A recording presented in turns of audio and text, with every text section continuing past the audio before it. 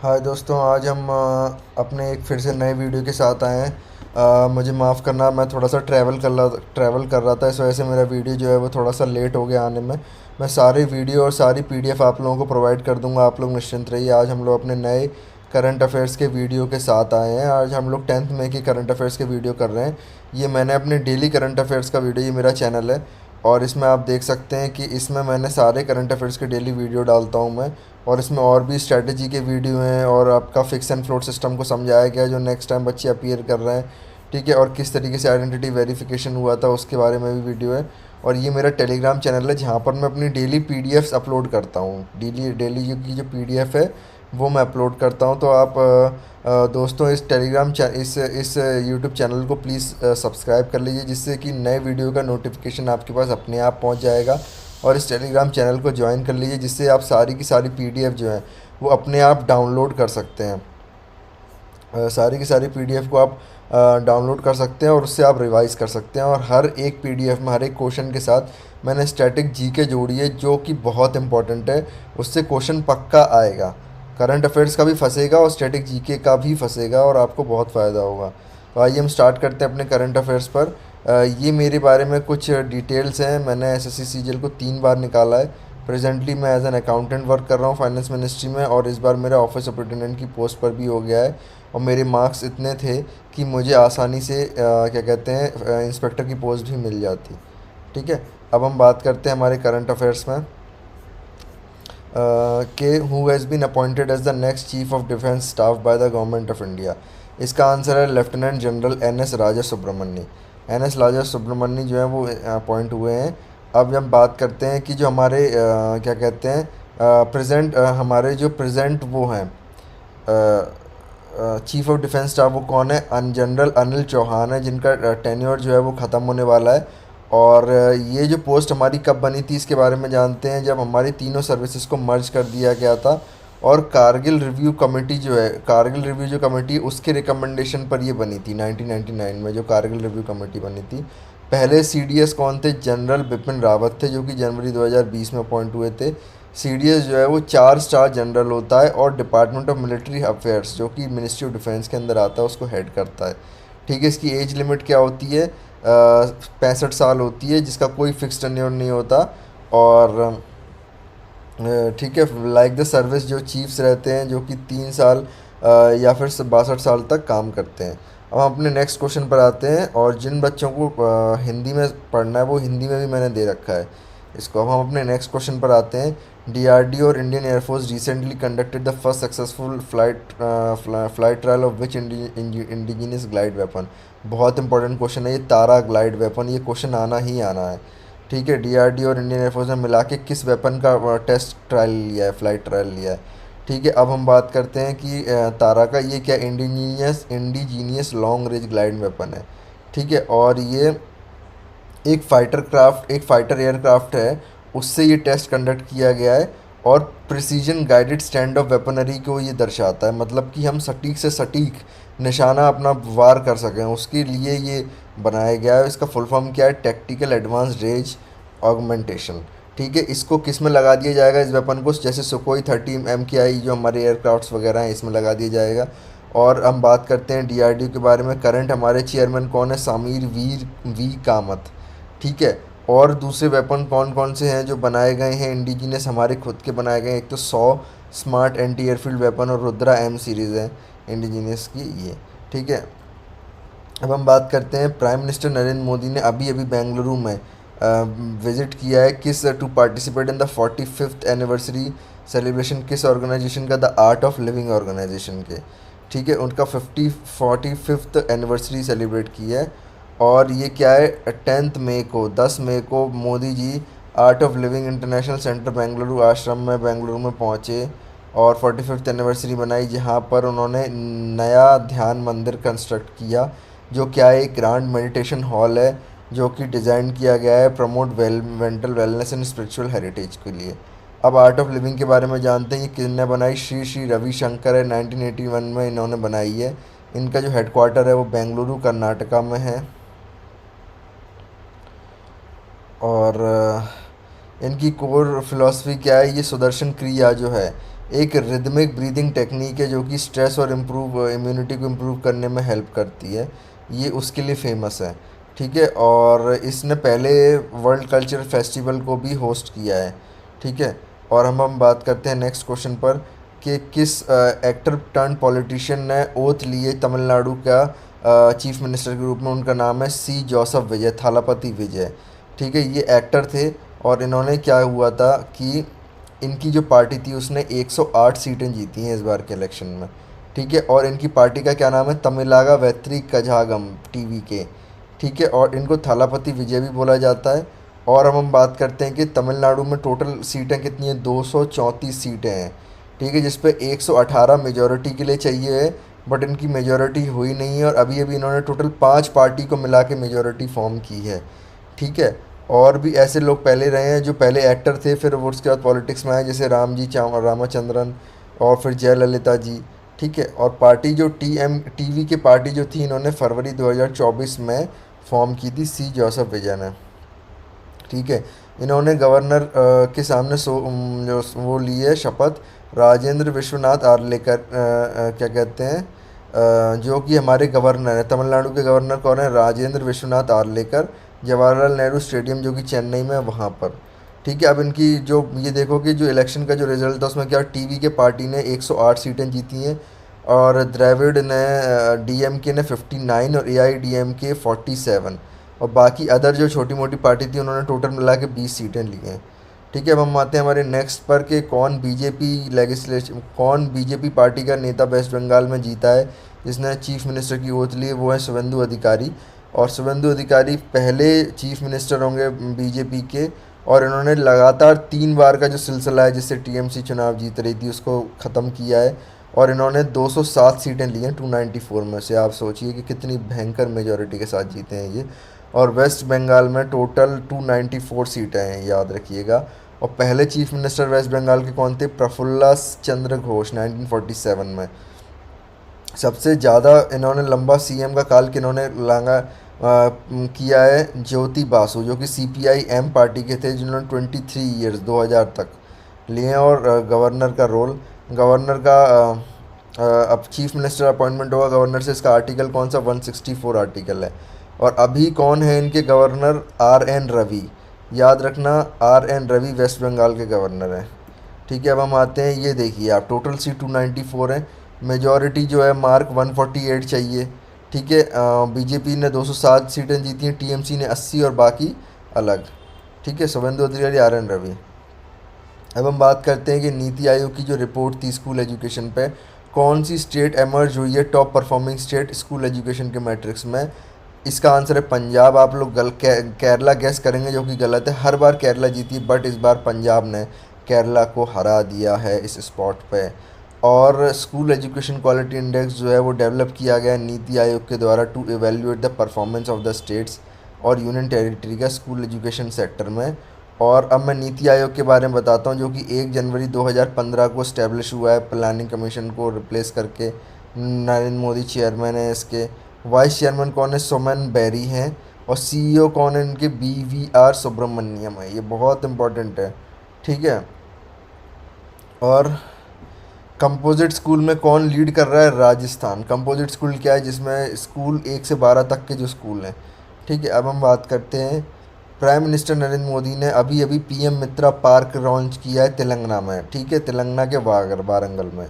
अब हम बात करते हैं, ये क्या है, mega international textile reason and apparel है, मित्रा का जो फुल फॉर्म है। और ये पीएम मोदी का जो विज़न है कि 7 ऐसे पार्क पूरे कंट्री में इस्टेब्लिश करने हैं, उसमें से एक है जिसको ये टेक्सटाइल मैन्युफैक्चरिंग और एक्सपोर्ट का हब बनाएंगे हम।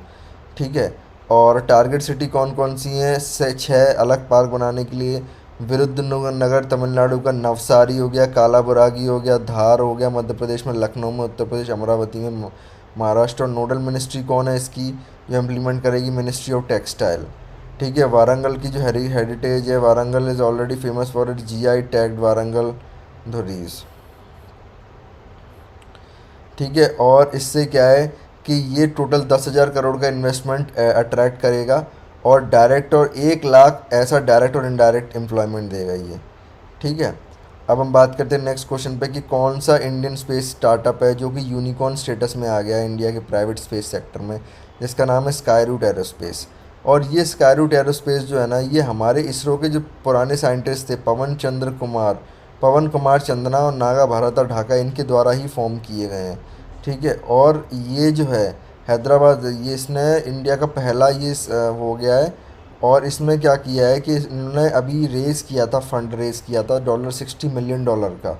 और जो किसके द्वारा किया गया है, शरपाला वेंचर्स जीआईसी के बराबर, जिसने इसकी अब वैल्यूएशन जो है $1.1 बिलियन, मतलब कि 10,360 करोड़ के बराबर हो गई है। और यूनिकॉर्न की डेफिनेशन क्या है? ऐसी कंपनी या ऐसा स्टार्टअप जिसके करंट वैल्यूएशन $1 बिलियन है, $1 बिलियन। इसका हेडक्वार्टर कहाँ है? हैदराबाद और तेलंगाना में। अब हम बात करते हैं कौन सी ऐसी वुमेन है जो कि फेलो ऑफ मेट्रोलॉजिकल सिटी बनी है, सोसाइटी बनी है, पहली वुमेन। कुलजीत कौर मरहाज है।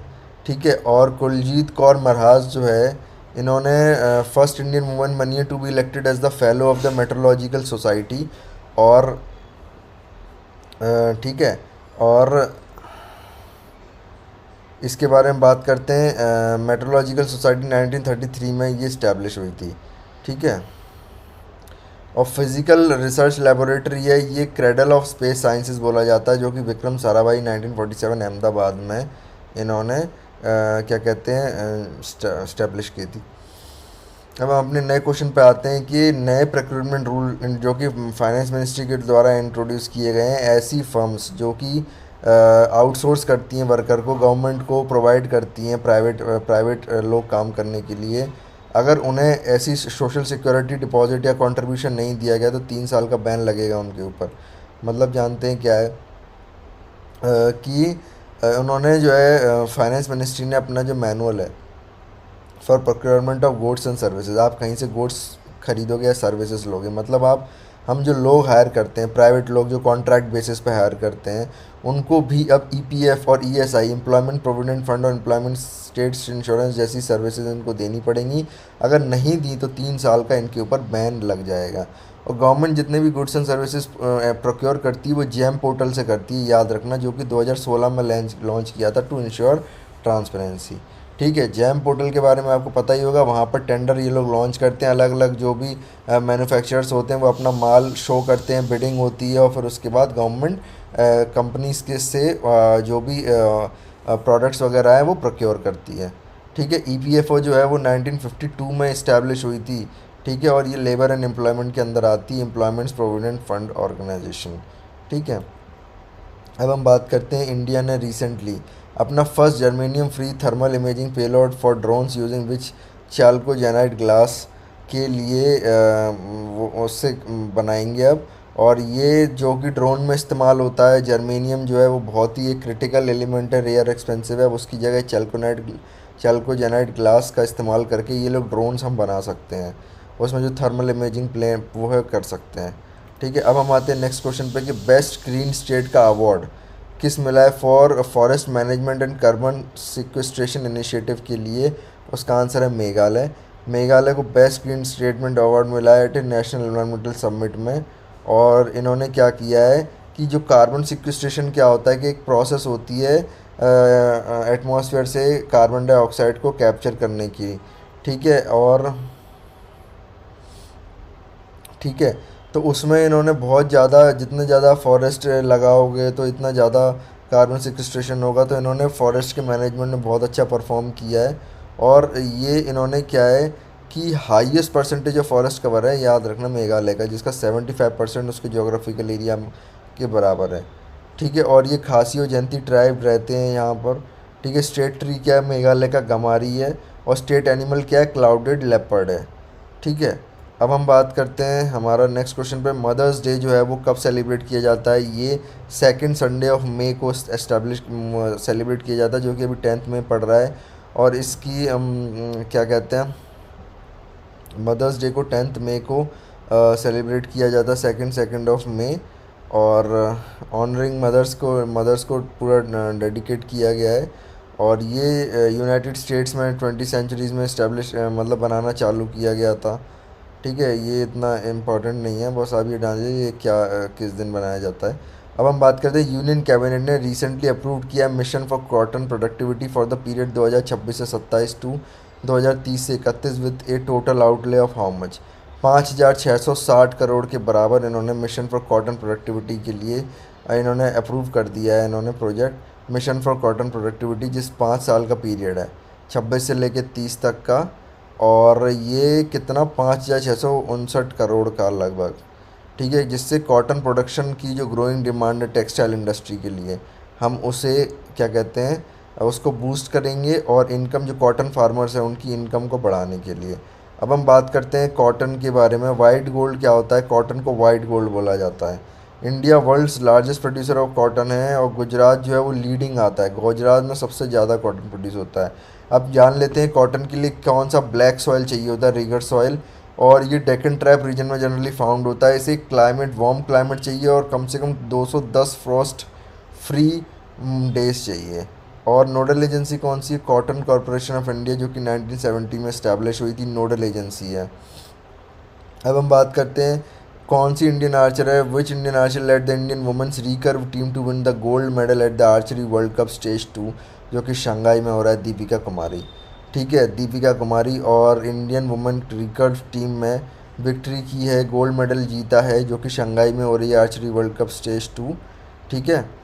अब हम बात करते हैं कि टाइप ऑफ आर्चरी कितने तरीके की होती है इसमें। देखो, इंटरनेशनल कंपटीशन में 2 तरीके के जो बोज होते हैं, वो एक तो रिकर्व होता है जो कि ऑस्ट्रेलिया में ओलंपिक्स में यूज़ होता है, और एक कंपाउंड होता है।